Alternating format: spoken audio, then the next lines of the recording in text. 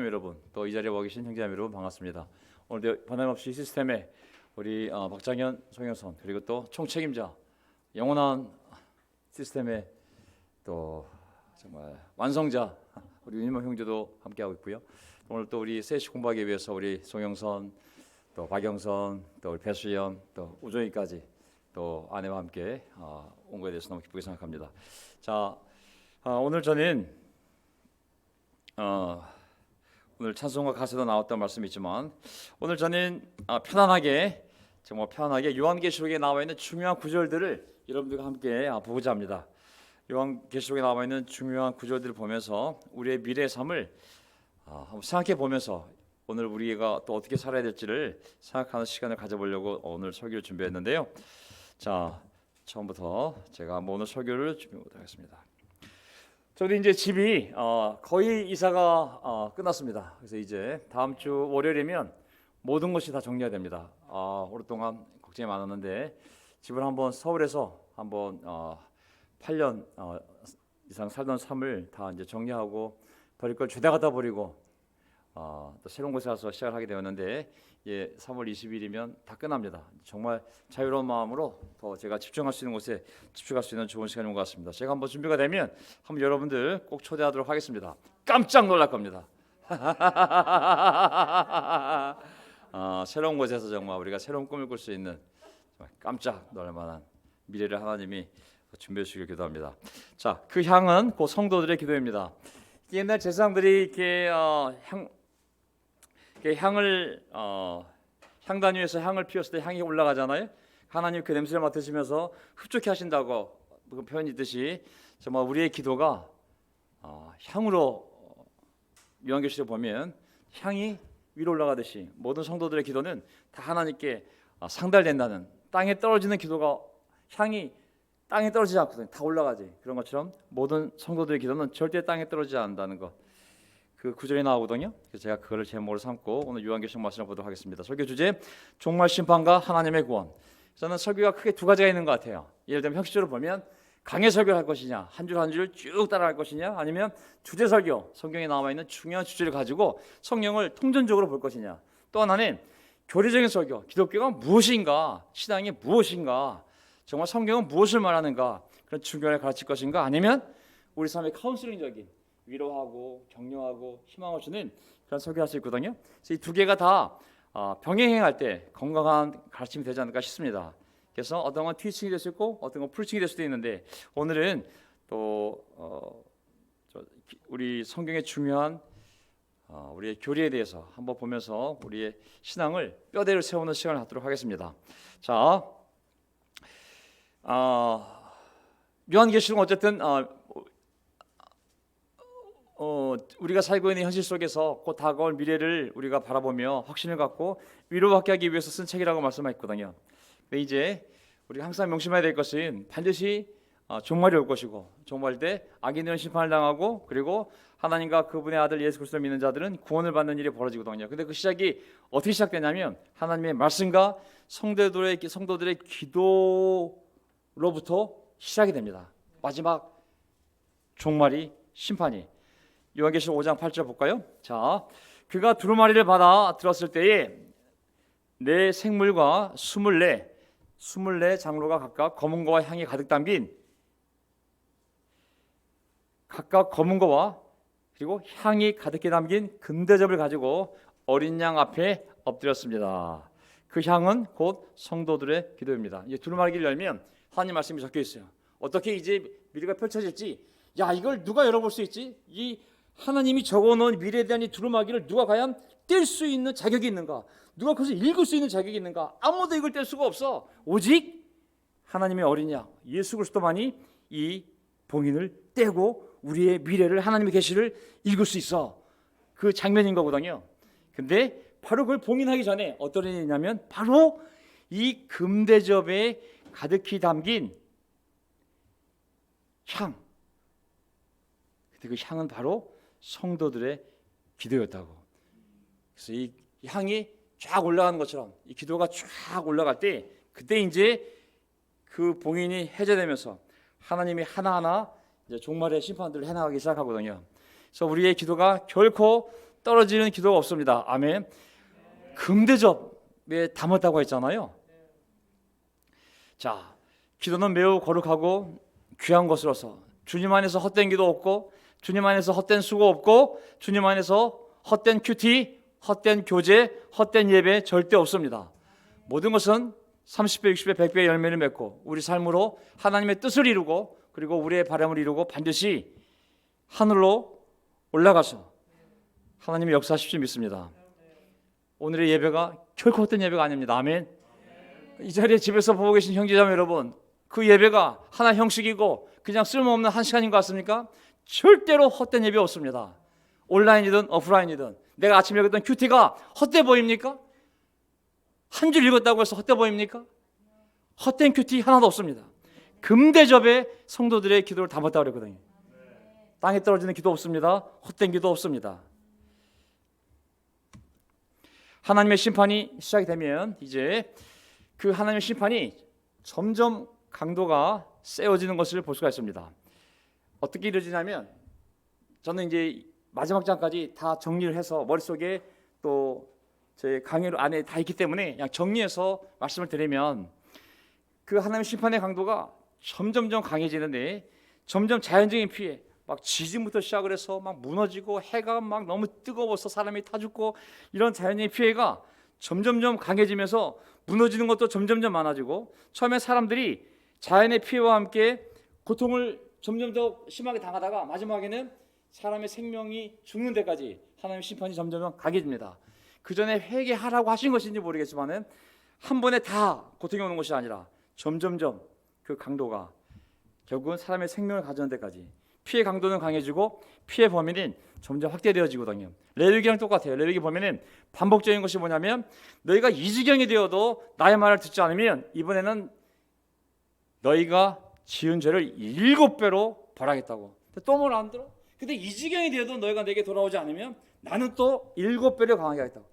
근데 이 지경이 되어도 너희가 돌아오지 않으면 나는 또 7배를 강하게. 하나님은 절대 죄와 죄인 앞에서 뒤로 물러서지 않습니다. 마지막이 뭐냐면 죄인의 죽음과 쫓겨남이에요. 쫓겨남.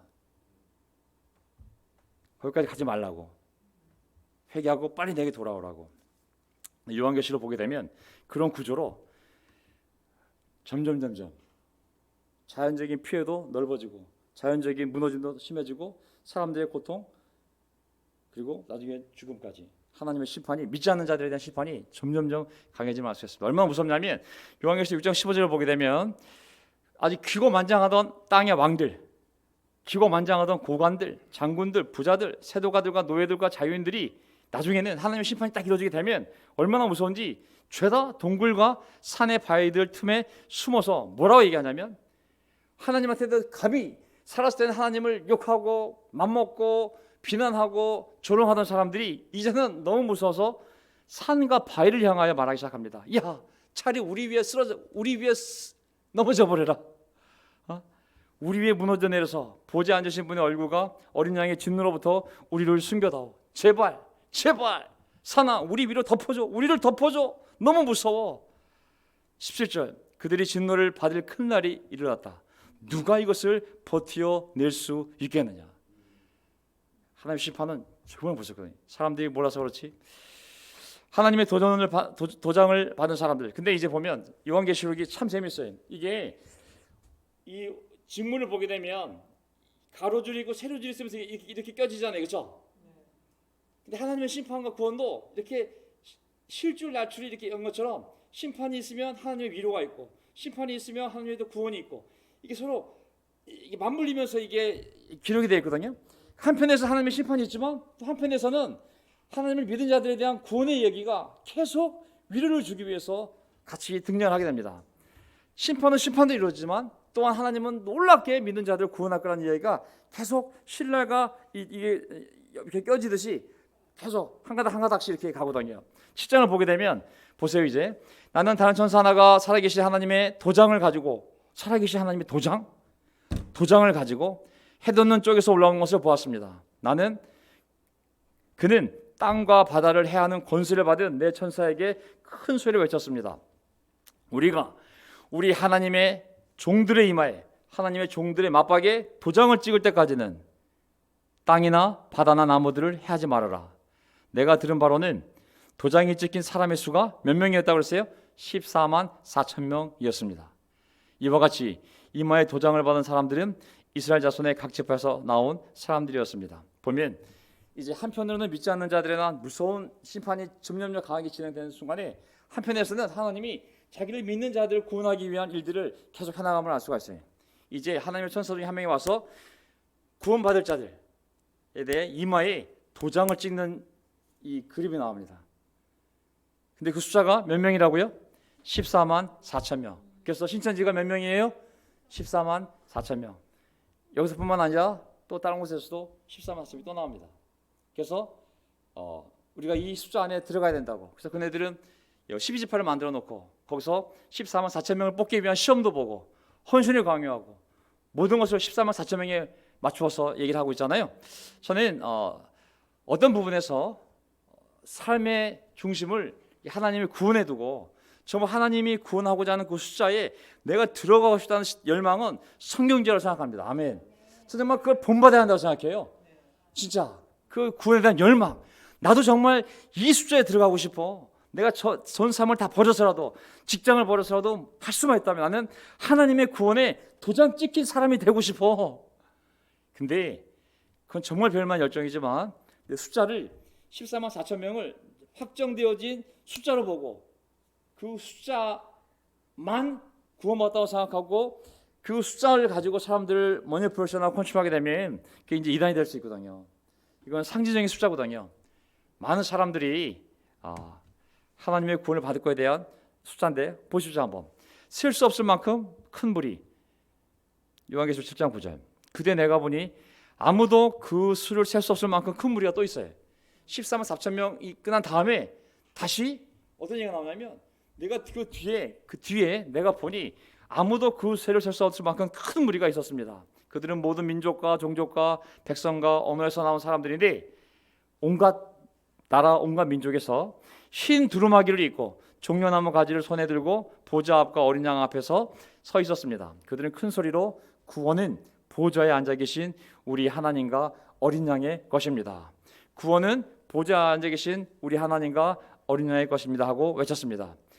14만 4천 명을 달리 표현하면 뭐냐면 아무도 그 수를 셀 수 없을 만큼 큰 무리로 볼 수가 있는 거예요. 그건 뭐냐면 모든 민족, 모든 백성, 모든 언어에서 나온 사람들인데 그들은 모두 자기 죄를 다 용서받고 흰 두루마리를 입고 그리고 종려나무 가지를 손에 쥐고 보좌 앞과 어린 양 앞에서 서 있는 자들이죠. 바로 이들이 구원을 받은 자들임을 얘기하고 있습니다. 구원은 오직 하나님과 우리 어린 양의 것입니다. 제가 지난주 설교가 오직 하나님, 오직 예수님이었거든요. 2주 전이었었나? 우리가 이 무리 안에 들어있을 줄 믿습니다. 아멘. 네. 오늘 처치라면 이 무리 안에 들어가 있는 것이 오늘 처치겠죠.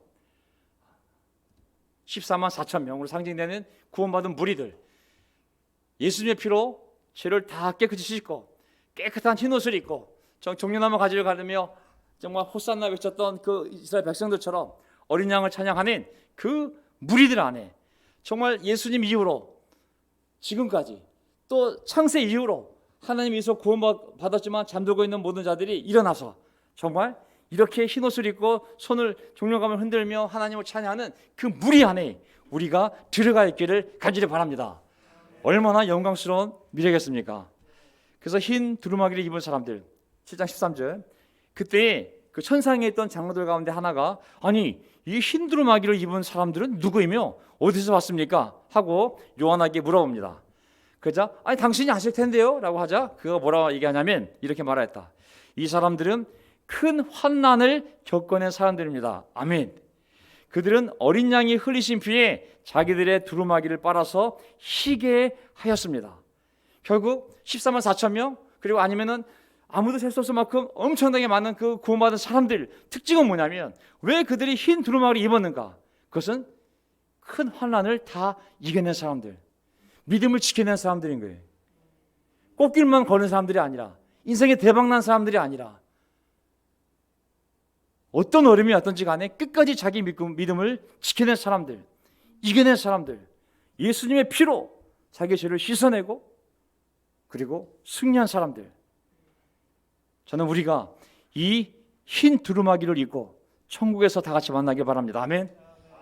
우리 전에 종려 넘어가시죠. 너도 왔구나, 나도 왔어. 이런 그림을 우리가 그리며 소망을 품으라고 성경은 얘기하고 있는 거거든요. 7장 15절, 거기서 어떤 일이 벌어질까요? 이제 천국의 모습이 나옵니다. 그들은 하나님의 보좌 앞에 있고 하나님의 성전에서 밤낮 그분을 섬기고 있습니다. 그리고 그 보좌에 앉으신 분이 하나님이 그들을 덮는 장막이 되어주실 것입니다. 보세요, 그들이 하는 일이 뭐냐면 하나님을 찬양하는 거예요. 하나님의 성전 안에서 밤낮 하나님을 섬기고 있습니다. 그래서 저는 이 구절을 볼 때 이 지상에서 하나님을 섬기는 예배, 지상에서 하나님의 교회를 섬기는 일, 지상에서 하나님을 찬양하는 것을 우리가 기뻐하고 그것이 우리의 삶이 되지 않는다면 아마 천국에 가면 지겨워서 뛰쳐나올 거예요. 아마 그 하는 게 뭐냐면 성전에서 밤낮 그분을 섬기는 일인 거거든요. 그래서 저는 이걸 생각해 보면 천국은 가기 쉬운 곳이 아니겠구나. 우리는 믿기만 하면 뭐 세례 받으면, 하지만 천국은 거기 이미 가 있는 사람들을 보게 되면 우리가 배운 것하고 뭔가 다르다는 것을 느끼게 되거든요. 7장 16절, 그들은 다시는 줄이지 않고 목마르지도 않고 해나 그 밖에 어떤 열도 그들 위에 괴롭게 내려지지 않을 것입니다. 지상에서는 복음을 위해서 배고프기도 했고 복음을 전하느라 목마르기도 했고 복음 때문에 예수를 믿느라 괴로움을 당할 수도 있는 것이죠. 육신을 입었기에 질병도 걸리고 핍박도 받고 배고프고 정신적 고통도 당했지만 이제 14만 4천 명 그리고 셀 수 없을 만큼 많은 그 큰 물이 성전에서 하나님을 찬양하는 그러한 위치에 있을 때 더 이상 이러한 배고픔도 목마름도 괴로움도 당하지 않는 천국임을 얘기하고 있는 거거든요. 그러면서 이제 더 이상 고통이 없는 삶, 요한계시록 7장 13절, 보좌 가운데 계신 어린 양이 그들의 목자가 되셔서, 그들의 목사가 되셔서, 목자가 목사거든요. 목자를 목사라 부르는 거거든요. 생명의 샘물로 그들을 인도하실 것이고 하나님께서 그들의 눈에서 눈물을 말끔히 씻어 주실 것입니다. 저는 그들의 삶에 많은 눈물이 있었음을 알 수가 있습니다. 저는 천국에 대한 비유에서 항상 하나님께서 그들의 눈에서 눈물을 씻어줄 것이라고. 야, 그러면 지상에서 많은 눈물이 있던 사람들이구나. 지상에서 눈물을 흘릴 일이 없었으면 하나님이 눈물을 닦아줄 일이 뭐가 있었겠어요. 하지만 그들이 지상에서 하나님을 믿느라, 하나님을 섬기느라, 신앙을 지키느라, 양심을 지키느라 많은 눈물을 흘렸구나. 그러니까 천국에서의 하나님의 큰 위로에 대한 상징적인 표현은 하나님께서 그들의 눈에서 눈물을 말끔히 씻어줄 것이라고. 예수님을 따르고 예수를 전하기 위해 정말 그들의 삶에 많은 수고가 있었구나. 지상에서는 불완전한 사람이, 불완전한 장로가 그들의 목자들이었으나 이제 천국에서는 예수님이 목사가 되셔서, 예수님이 장로가 되셔서 그들을 직접 인도해 주시는구나. 거지 나사로가 지상에서는 신앙을 지켰지만 많은 고통 속에 있다가 죽어서 아브라함 품에 안겨 하나님의 많은 위로를 받았던 것처럼 하나님 믿는 사람, 지상에서 많은 눈물을, 그 복음 때문에 복음을 지키느라, 전하느라 많은 눈물, 괴로움이 있었지만 이제 천국은 하나님이 그들을 위로하는 눈물을 닦아주는 것이구나. 누가 제자의 길을 꽃길이라고 얘기했으며 대박내사라고 했는가. 저는 그것은 세상적인 언어들이 교회 안에 들어오지 않기를 바랍니다. 최종 심판의 시작, 다시 또 그림이 바뀌면서 하나님이 이제 또 다른 모양으로 심판이 이루어지는 모습을 또 다시 또 새롭게 보여주는데, 또 그 시작이 또 뭐냐면 요한계시록 8장에 또 기도의 기도. 또 다른 천사가 와서 금 향로, 금으로 된 그 향로, 이거 향 피우는 거 향로를 들고 제단에 섰습니다. 모든 성도의 기도에 향을 더해서, 성도들의 기도에 향을 더해서 하나님 보좌 앞 금제단에 있는데 금제단에 드리려고 많은 향을 받았습니다.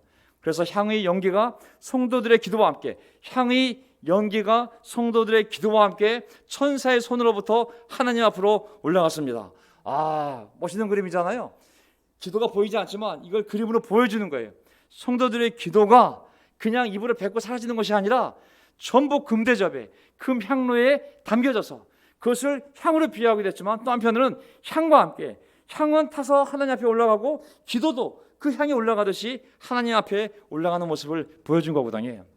주님 안에서 헛된 기도 없습니다. 아멘. 주님 안에서 헛된 수고 없습니다. 주님 안에서 모든 큐티, 모든 교제, 모든 예배 절대 헛된 것이 없습니다.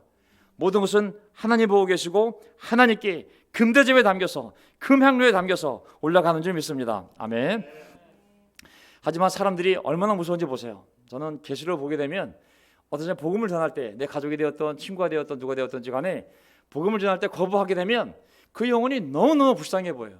왜 불쌍하냐면 이렇게 좋은 걸 제가 왜 안 가지려고 그럴까? 야, 우리 여기 오면 참 좋을 텐데. 그런 안타까움이 아니라 더 무서운 두려움이 있어요. 그게 뭐냐면 심판의 결론을 보세요. 요한계시록 9장 5절. 그러나 그들에게는 사람들을 죽이지는 말고, 천사들, 죽음의 천사들이 이제 마지막 종말 때가 되면 한 단계 한 단계 사람들이 고통을 주기 시작하는데, 자, 사람들을 죽이지는 말고 5달 동안 괴롭게만 하라는 허락이 내렸습니다. 천사들에게 죽이지 말라고, 5달 동안 고통만 주라고. 그것들이 주는 고통은 마치 전갈이 사람을 쏠 때와 같은 고통이었습니다. 전갈을 쐬어봤어요? 저도 안 쐬어봤어요. 찌면 쪼개죠. 얼마나 고통스러운지. 전갈이 독에 쏘이면 죽잖아요. 죽음 같은 고통을 얘기하는 거겠죠. 그 기간에는 그 사람들이 죽으려고 했어도 죽지 못하고, 죽으려고 했어도 죽지 못하고, 죽기를 원해도 죽음이 그들을 피하여 달아날 것입니다. 이게 말세에 하나님을 거절한 사람들에 대한 종말이 오기 전에 주어지는 고통들이거든요. 하나님의 최종 지옥불에 던져지기 전에 심판의 전주곡입니다. 자, 이런 일이 벌어지면 어떤 일이 벌어지냐면, 제목 불신과 고집, 인간의 어리석음과 악함. 인간의 어리석음과 악함. 잘못했네요. 예. 20절. 이런 재앙에서 죽지 않고 살아남은 사람이 자기 손으로 한 일들을 회개하지 않고 오히려 귀신들에게나 또는 보거나 듣거나 걸어다니지 못하는 금이나 은이나 굴이나 돌이나 나무로 만든 우상들에게 절하기를 그치지 않았습니다. 그들은 또한 살인과 점치는 일과 음행과 도둑질을 회개하지 않았습니다. 중요한 건 뭐냐면, 이렇게 오랜 세월 고통을 당하면, 정말 죽고 싶어도 죽지 못하는 고통을 5개월 동안 당하면 사람들이 아이고 하나님, 제가 정말 잘못했습니다. 다시는 제가 이런 짓을 하지 않겠습니다. 저를 구원해 주셔야 할 줄 알았더니 오히려 회개하지 않고 오히려 우상들에게 절하기들 그치지 않았다. 어느 누구도 회개하지 않았다는 거거든요. 저는 제일 두려운 게 뭐냐면, 어떤 사람이 복음을 듣고 회개하지 않으면 겁이 나요. 나중이라도 정말 저 사람이 돌아설 사람인가? 아니면 이 부류에 속해서 야, 저 사람은 끝까지 복음을 받아들이지 않다가 결국은 지옥에 가서도 어떤 고통을 당하게도 회개하지 않기 때문에 그 영원히 지옥불에 고통을 당하는 영혼이 될 것인가? 제가 정말 불쌍한 마음이 들 때가 있거든요. 구원받을 사람은 고통받을 때 바로 돌아서거든요. 제가 그런 케이스거든요. 저는 많은 죄를 저질렀지만 하나님께 다행히도 양심을 주셔서 제 삶의 죄를 보고 항상 제가 은행에서 근무할 때, 집에 갈 때 고가도를 택시가 지나가는데 그 택시 탈 때마다 아이고, 이러다 내가 사고나 죽으면 지옥인데, 항상 머릿속에 야, 이러다 내가 죽으면 지옥인데. 그 젊은 20대 나이에 30대 나이 초반에도 양심이 있어서 내가 지은 죄를 생각하며 야, 이러다 내가 죽으면 지옥일 텐데, 그 생각하다가 이 교회를 알게 되었습니다. 아멘. 그래서 구원의 길이 제시되었을 때 제가 망설일 이유가 없었어요. 하나님 저에게 양심을 주셔서 그 구원의 길을 보였을 때 회개하지 않고 오히려 더 하나님과 맞서는 것이 아니라 빨리 회개하고 그리고 결심하고 제가 세례 받았기에 제가 이 안에서 하나님 놀라운 선물들을 많이 받았습니다. 하지만 어떤 사람들은 절대로 하나님이 고통을 줘도 7배를 더 강해도 7배를 더 안 돌아왔던 이스라엘 백성처럼 절대로 돌아오지 않고 더 고집을 피울 바로 같은 사람들이 있을 거라고 성경 말씀하고 계신 것이죠. 저는 이 불의 사람이 되지 않기를 스스로의 결정에 의해서 보여주시기를 바랍니다. 아멘. 이 방송을 듣고 있는 다 제자들이기 때문에 해당상이 오겠지만은 어쨌든 주변에 이런 사람이 있으면 이런 불쌍한 마음을 가지고 그가 이 불의에 속하지 않도록 기도하고 어떻게든 교회로 와서 회개하게 만들어야 됩니다. 아멘. 이 와중에 또 위로가 되는 게 있어요. 이번에 또 작은 두루마리가 하나님의 심판 구원, 하나님의 심판 구원, 이게 계속 왔다 갔다 하는 거거든요. 이제 작은 두루마리 하나님의 말씀 계속 10장 9절을 보게 되면, 그래서 내가 그 천사에게로 가서 그 작은 두루마리를 달라고 하니 그는 나에게 말하기를 이것을 받아 먹어라. 이것은 너의 배에는 쓰겠지만 너의 입에는 꿀같이 달 것이다. 거꾸로 얘기하면 먹을 때 입은 달콤하겠지만 뱃속에 내려가면 엄청 쓸 거라고. 나는 그 천사의 손에서, 사도 요한입니다, 그 천사의 손에서 그 작은 두루마리를 받아서 삼켰습니다. 그것이 내 입에는 꿀같이 달았으나 먹고 나니 뱃속은 쓰라렸습니다. 그때 하늘로부터 너는 여러 백성과 민족과 언어와 왕들에 관해서 다시 예언을, 하나님의 말씀을 전해야 한다라는 음성이 내게 들려왔습니다. 이거 무슨 말씀이냐면, 이 두루마리는 이 하나님의 말씀을 상징하는 거거든요. 옛날 구약 시대의 모든 하나님 말씀은 두루마리에 적혀 있었기 때문에. 근데 이 말씀을 먹었을 때 입은 달지만 뱃속은 쓰라다고 했어요. 이게 무슨 얘기하냐면, 읽고 눈으로 보고 들을 때야 말씀이 멋있고 감동이 되고 기쁘겠죠. 하지만 마음속에 들어가고 삶 속에 들어가면 그것이 실천되어질 때 절대 쉬운 과정이 아닌 것이죠. 사랑하라, 얼마나 멋진 말이고 듣기 편하고 설교하기 좋습니까? 그러나 실천해 보십시오. 얼마나 쓰라린 일들이 많이 벌어지는지 모릅니다. 인내하라, 멋진 말, 인내하십시오. 인내 열매는 영원한 축복입니다. 인내를 경험해 보십시오. 얼마나 고통스러운가. 복음전도 땅끝까지 가서 복음을 전파합시다. 땅끝까지 복음을 전파하면 예수님이 오십니다. 따갑시다, 전합시다, 세례줍시다, 가르칩시다, 하나님께 영광을 돌립시다. 젊은 애들이 와 열광기에 빠져가지고 멋있어 오빠, 멋있어, 아멘. 한 명 구원해 보세요. 얼마나 고통스러운가. 사도 바울은 한 명 구원하는 것이 마치 해산의 고통이라고 표현하지 않았습니까? 저는 미국의 한 목사가, 아주 나이 든 목사인데, 어떤 설교하다가 어떤 얘기했냐면, 우리나라가 민주주의 국가라고, 이 민주주의를 지키기 위해서, 또 전 세계에 민주주의를 심기 위해서 얼마나 많은 영혼들이 죽었으며, 미국 사람들이 얼마나 많은 미국의 경제적인 희생을 해서 이 민주주의를 지켰는지 아냐고.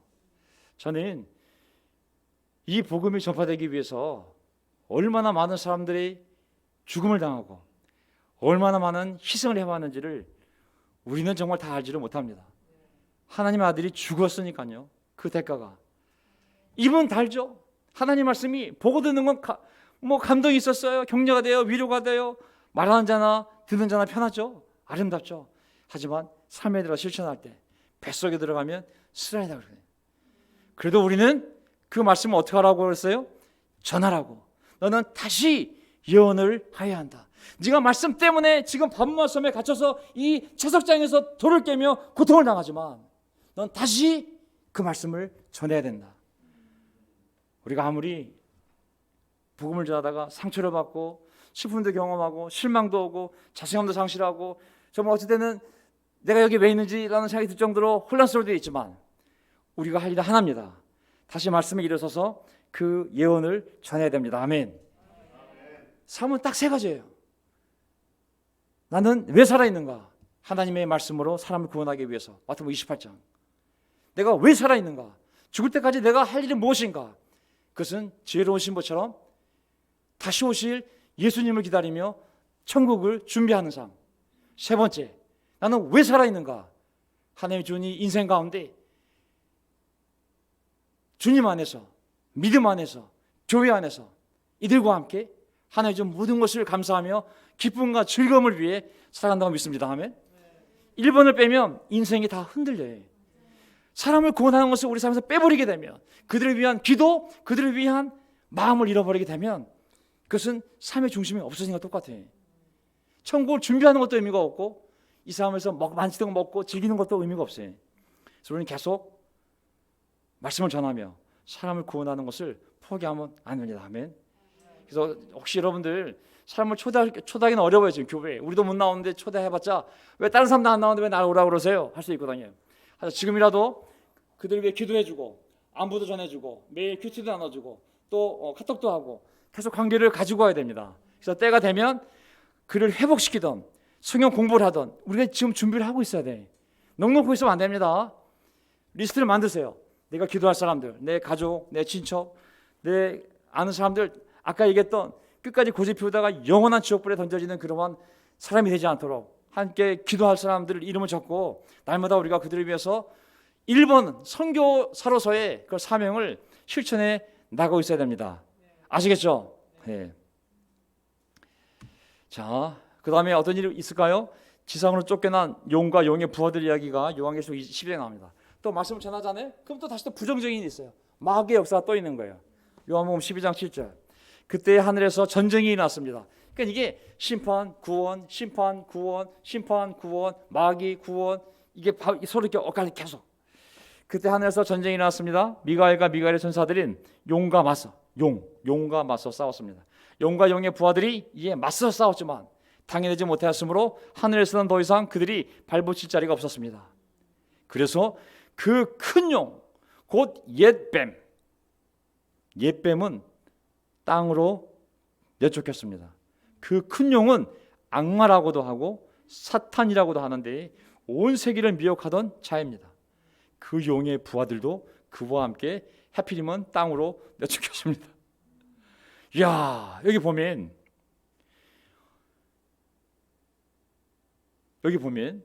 용과 용의 부하들이라는 존재들이 있는데 그것도 영적인 존재들이겠죠.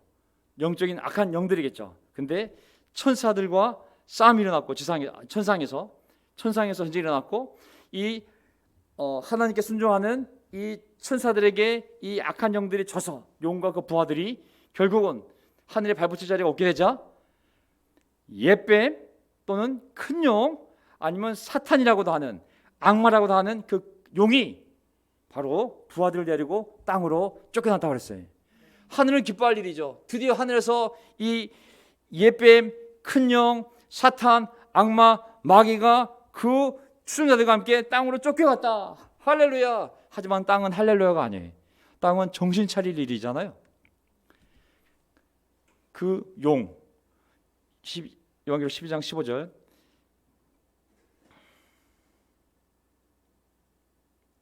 자, 여기 이 뱀이 아니라 그 용인데 여기네. 그래서 여기 뱀이 아니라 그 용입니다. 그 용은 그 여자의 등 뒤에다가 입에서 물을 강물같이 토해내서 강물로 그 여자를 휩쓸어 버리려 하였다. 그래서 그 용은 그 여자에게 놓여서 그 여자의 남아있는 자손 곧 하나님의 계명을 지키며 예수의 증언을 간직하고 있는 사람들과 싸우려고 떠나갔습니다. 나중에 12장 보세요. 이때 이 여자는 요한계시록에서의 여자는 그때 문명에 따라 해석을 다 달려야 됩니다. 어때는 음녀, 마귀를 사탄을 상징하기도 하고, 어때는 여자는 또 마리아를 상징하기도 하고, 어때는 여자는 교회를 상징하기도 하거든요. 여기는 바로 교회입니다. 그 용이 입에서 물을 강물같이 토해내서 그 교회를 휩쓸어 버리려고 하였습니다. 교회는 하나님을 찬양하고 하나님께 순종하는 사람들이기 때문에 없애버려야 돼. 휩쓸어 버리려고 하였습니다. 그 용은 여자에게 노해서 그 교회에게 노해서 그 여자에 남아있는 자손 곧 그리스도인들 하나님의 계명을 지키며 예수의 증언을 간직하고 있는 사람들과 싸우려고 떠나갔습니다. 자, 여기 보세요. 사탄은 교회를 보면 휩쓸어서 없애보려는 영적 존재임을 알 수가 있어요. 오늘날 모든 참된 교회라면 이 사탄은 이 땅에 지금 임금이기 때문에 어디에 교회가 생겼어? 어디서 교회가 지금 세워지고 있어? 거기를 무너뜨리기 위해서 항상 떠날 준비가 되어 있는 존재임을 알 수가 있습니다. 하나님을 따르는 자, 특히 예수님을 진실되게 따르는 자들 보면 정기를 일으키는 게 바로 이 용과 그 부하들입니다. 항상 교회랑 싸울 준비를 하고 있고 아싸리 쌍을 잘라서 성장하지 못하도록 싸울 준비가 되어 있는, 싸우려고 떠난 준비가 되어 있는 존재가 바로 이 사탄입니다. 우리가 영적으로 살려고 하면 반드시 이 영적 전쟁이 일어날 줄 믿습니다. 아멘. 마귀는 천상에서도 미가엘과 미가엘 천사들과 함께 전쟁을 벌였듯이 이 땅에 쫓겨와서는 이제 그 하나님의 말씀을 지키고 하나님께 순종하는 자들과 싸울 준비가 되어 있는 자거든요.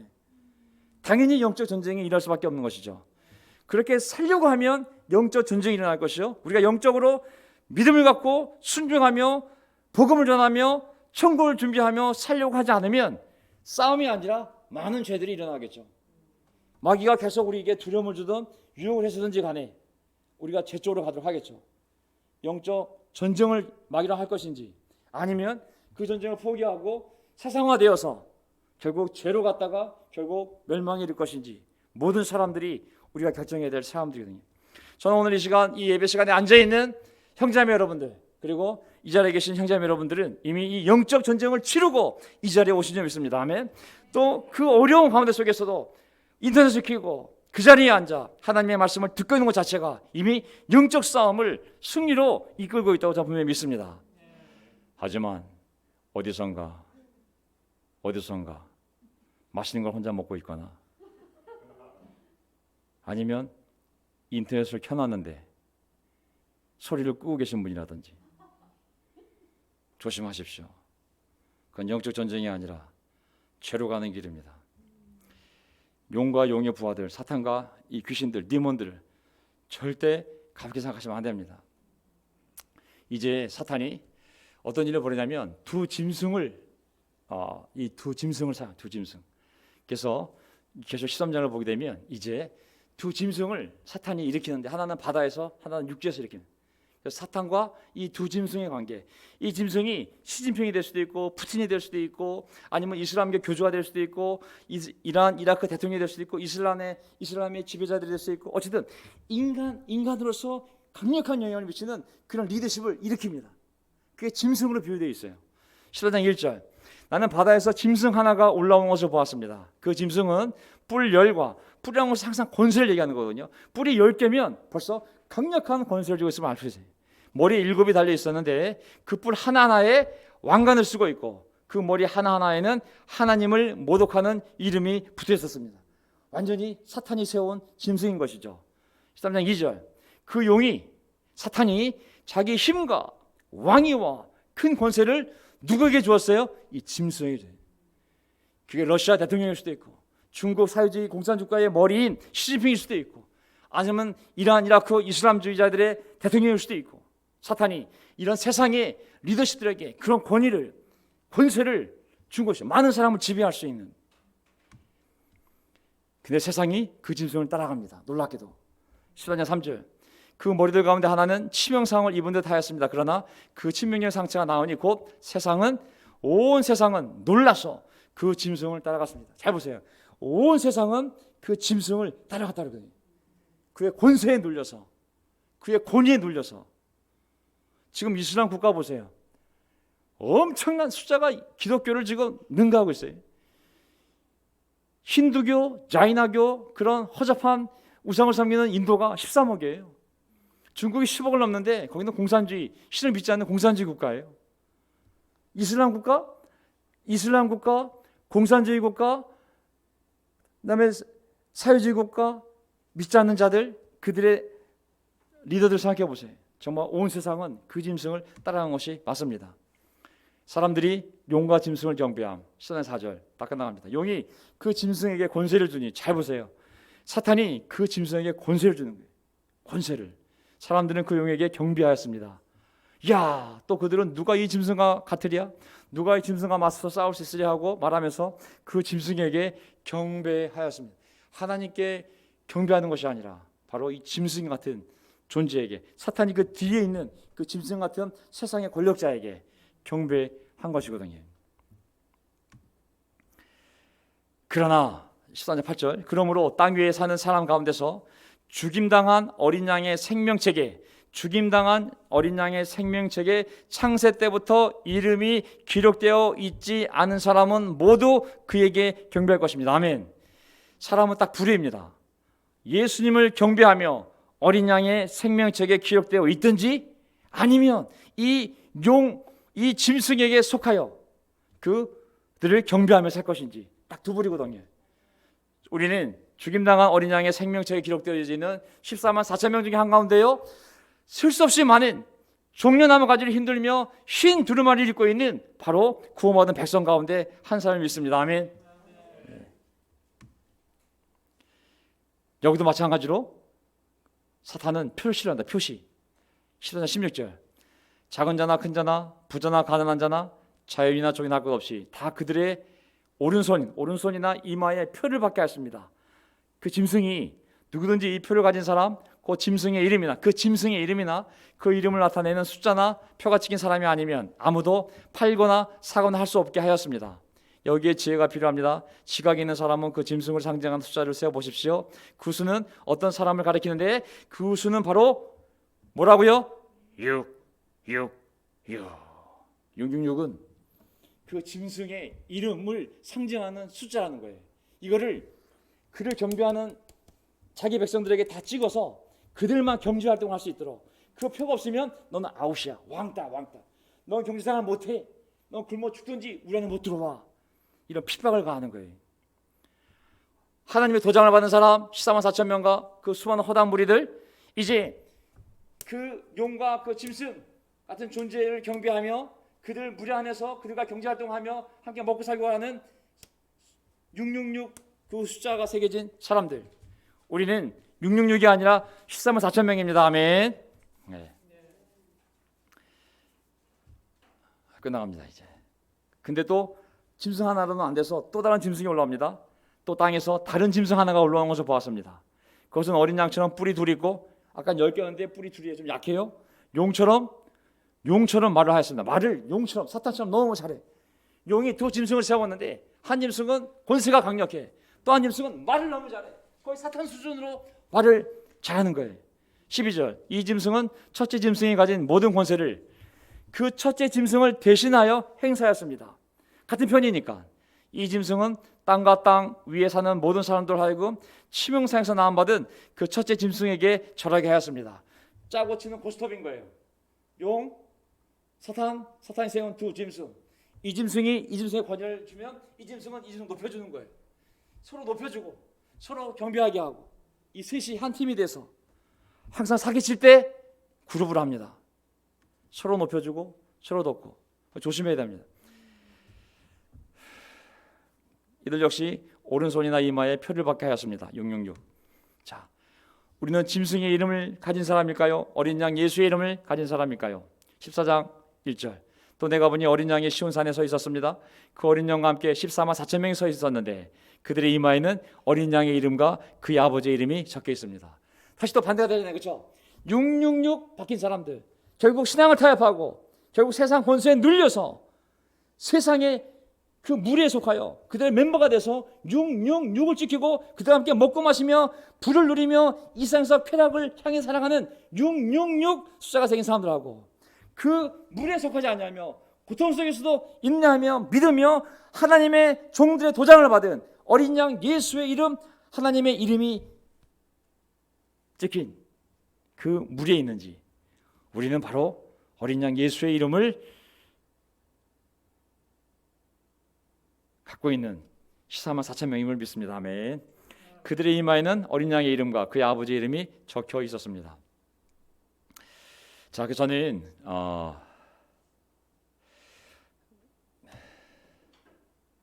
그 사람이 누구냐면 그들은 여자들과 더불어 몸을 더럽힌 일이 없는 정절을 지킨 사람들입니다.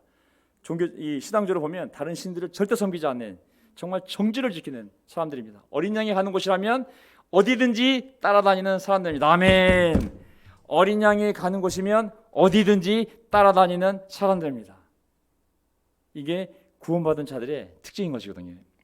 어린 양이 가는 곳이면 어디든지 따라다니는 사람들입니다.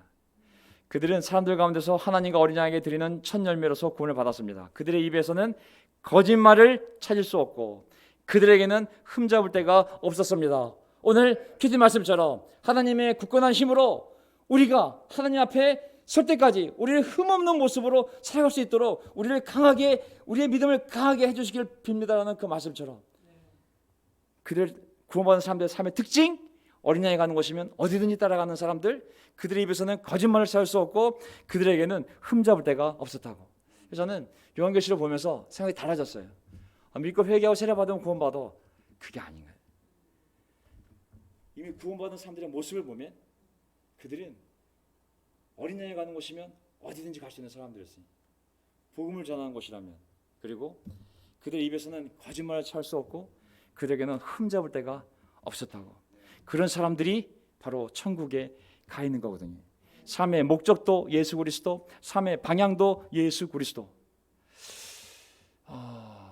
오늘 강승모 형제랑 같이 오늘 일찍 왔기 때문에 나가서 서로 얘기하면서 교회 미래를 생각하면서, 야, 우리 다시 예수님이 가는 곳이라면 어디든지 따라가는 사람들은 모인 공동체가 되어야 되지 않을까.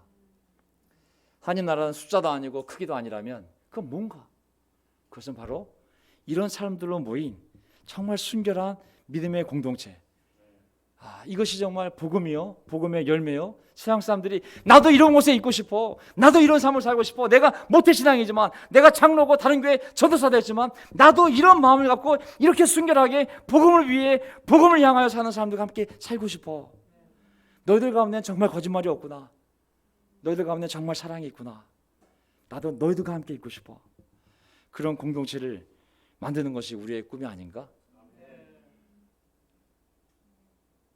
우리가 200명이 되면 성공한 건가? 아니 1000명이 되면 성공한 건가? 아니, 이런 사람들이 모여서 찬양할 때 그것이 20명이 되었던 30명이 되었던 단위 10명이 되었던 그것이 바로 하나님이 바라는 이 땅에 예수 그리스도의 공동체가 아닐까? 그런 생각을 우리가 해보았습니다. 그래서 다른 건 볼 거 없고요. 그래서 결국은 하나님을 거절한 자들에 대해서는 이제 하나님의 무서운 심판이, 하나님의 분노의 잔, 분노의 포도주로 표시가 되어 있지만, 이제 다시 또 그 구원받은 사람들의 모습은 뭐냐면, 이게 마지막 구절이에요. 14장 마지막 구절이거든요. 맞지? 뭐냐면 하나님의 계명과 예수를 믿는, 믿음을 지키는 성도들에게는 인내가 필요하다. 나는 또 하늘에서 들려오는 음성을 들었습니다. 기록하여라. 이제부터 주님 안에서, 믿음 안에서 죽는 사람들은 복이 있다. 그러자 성령께서 말씀하셨습니다. 그렇다. 그들은 수고를 그치고 쉬게 될 것이다. 그들이 행한 일이 그들을 따라다니기 때문이다. 아멘. 그들이 한 기도가 그들을 따라다닐 것이다. 그들이 전도한 그 전도의 발걸음이 그들을 따라다닐 것이다. 그들이 일어나 아침에 큐티한 그 큐티가 그들을 따라다닐 것이다. 어려운 가운데 속에서도 주중에 주일날 교회에 나와 아니면 책상 앞에 앉아 테레비를 키든 무엇을 키든지 간에 예배를 드렸던 모든 행위들이 그들을 따라다닐 것이다. 교회 안에 가난한 형제자매들을 도와준 그 손길이 그들을 따라다닐 것이다. 이제 세상에 흘렸던 모든 눈물, 고통, 괴로움 하나님께서 자신의 손으로 다 닦아 주실 것이다. 저는 이 구절을 믿으며 오늘 승만 형제와 함께 다시 한번 마음속에 결심을 내려봤습니다. 이걸 누가 먼저 시작해야 되는가? 나부터 하나님 앞에 이런 마음을 회복하고, 과거 내일의 내 삶에 어떤 일이 있었든지 간에 다시 하나님을 바라보며 이런 교회를, 이런 공동체를, 이런 신앙과 이런 인생을 꿈꾸며 다시 일어서야겠구나 라는 생각을 하면서 제가 오늘 이 설교를 꼭 나누고 싶었습니다. 이런 교회를 함께 세워갑시다. 아멘. 뒤로 물러서면 죄와 멸망입니다. 우리가 갈 길은 하나밖에 없습니다. 앞으로 이 길을 나가는 것밖에. 기도드리겠습니다. 아멘. 아버지 하나님 감사합니다. 1994년 1월 3일 제가 이 교회에 와서 세례를 받았습니다.